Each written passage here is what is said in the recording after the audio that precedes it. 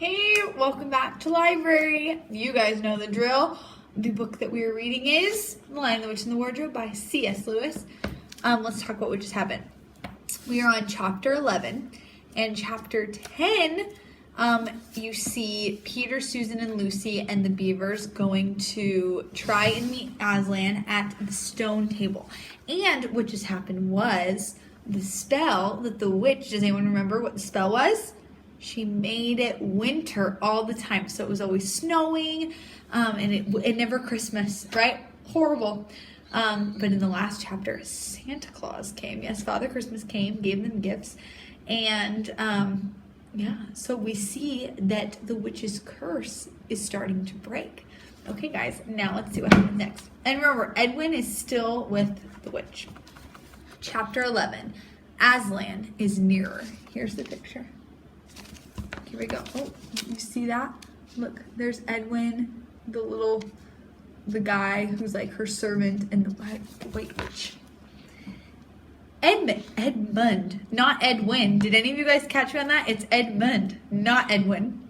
Edmund, meanwhile, had been having a most disappointing time. When the dwarf had gone to get the sled ready, he expected that the witch would start being nice to him, as she had been at their last meeting. But she said nothing at all.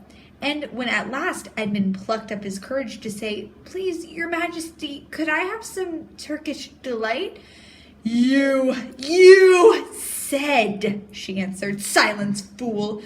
Then she appeared to change her mind and said as if to herself, "And yet it will not do to have the brat fainting on the way," and once more clapped her hands. Another dwarf appeared. "Bring the human creature food and drink," she said. The dwarf went away and presently returned bringing an iron bowl with some water in it and an iron plate with a hunk of dry bread on it.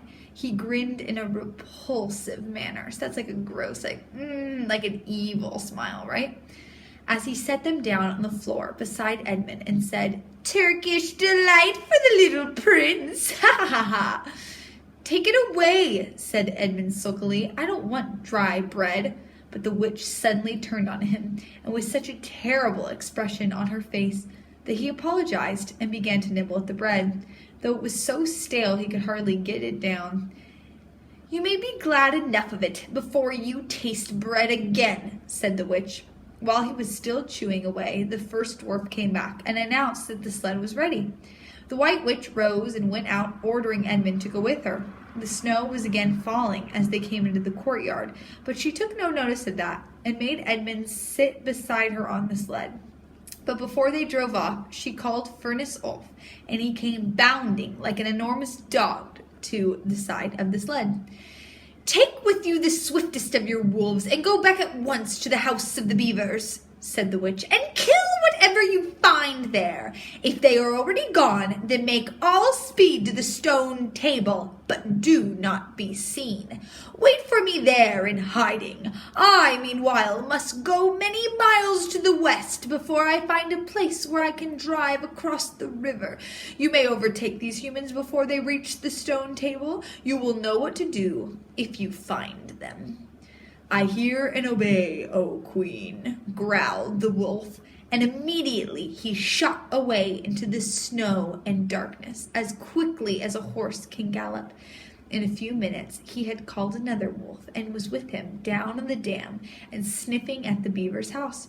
But of course they found it empty. It would have been a dreadful thing for the beavers and the children if the night had remained fine, for the wolves would then have been able to follow their trail, and 10 to 1 would have overtaken them before they had gotten to the cave. So that means they would have caught them, right? Overtaken them is like to catch them. But now that the snow had begun again, the scent was cold, and even the footprints were covered up. Meanwhile, the dwarf whipped up the reindeer, and the witch and Edmund drove out under the archway, and on and away into the darkness and the cold.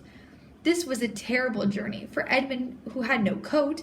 Before they had been going a quarter of an hour, all the front of him was covered with snow. He soon stopped trying to shake it off, because as quickly as he did, a whole new bit would gather, and he was so tired. Soon he was wet to the skin, and oh, how miserable he was. It didn't look now as if the witch had intended to make him a king. All the things he had said to make himself believe that she was good and kind and that her side was really the right side sounded to him so silly now.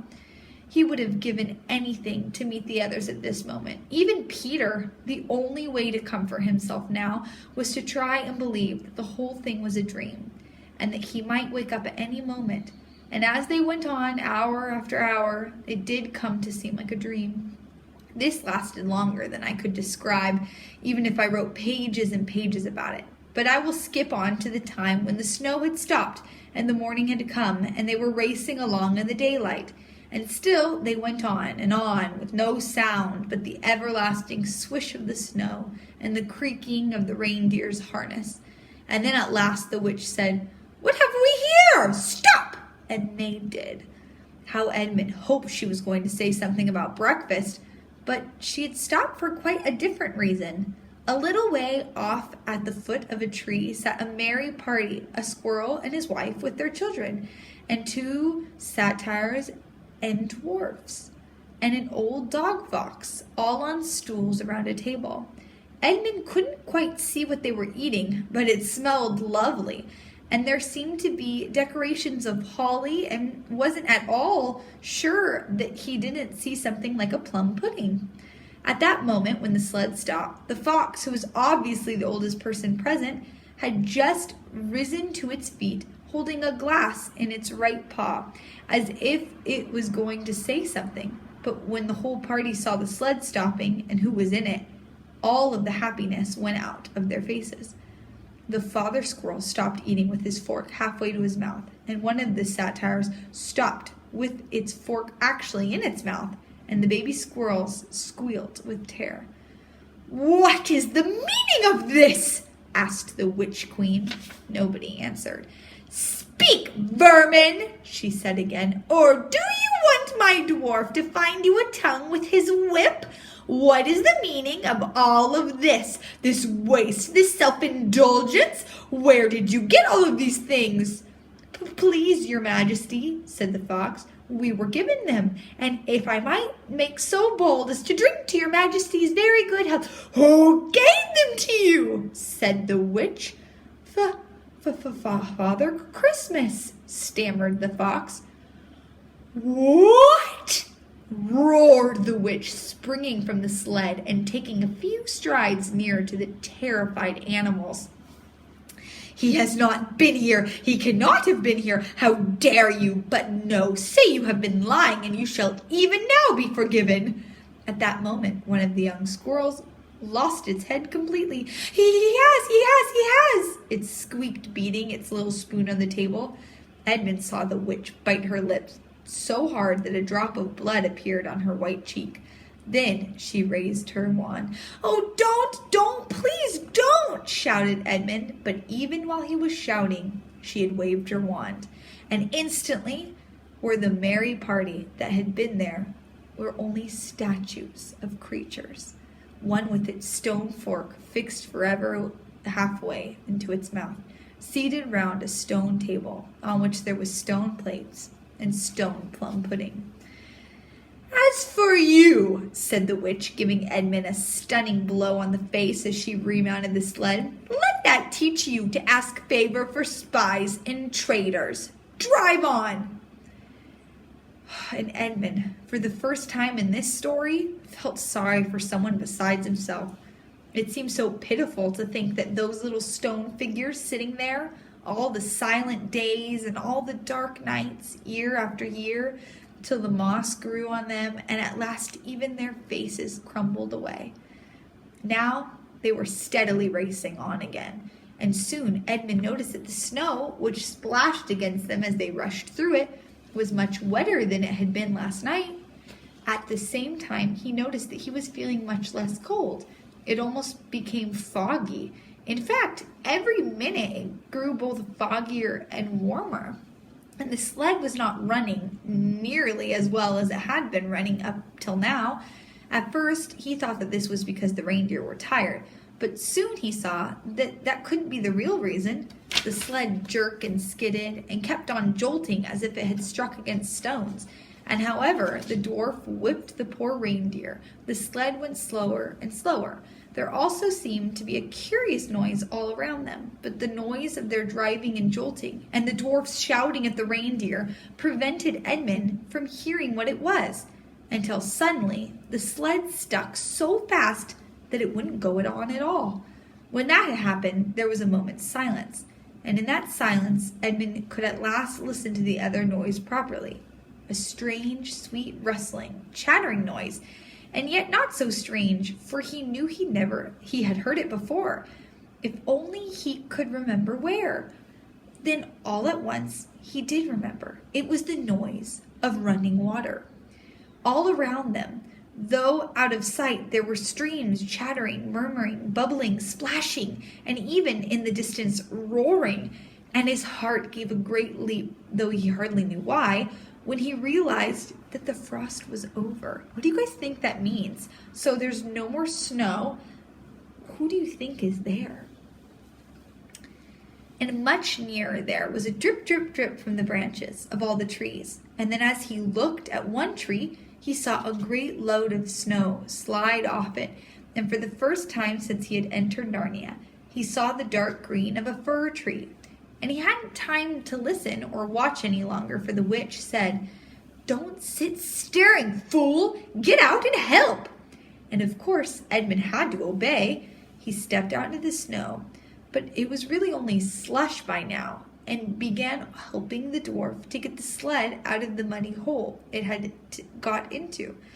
They got it out in the end, and by being very cruel to the reindeer, the dwarf managed to get it on the move again, and they drove a little further.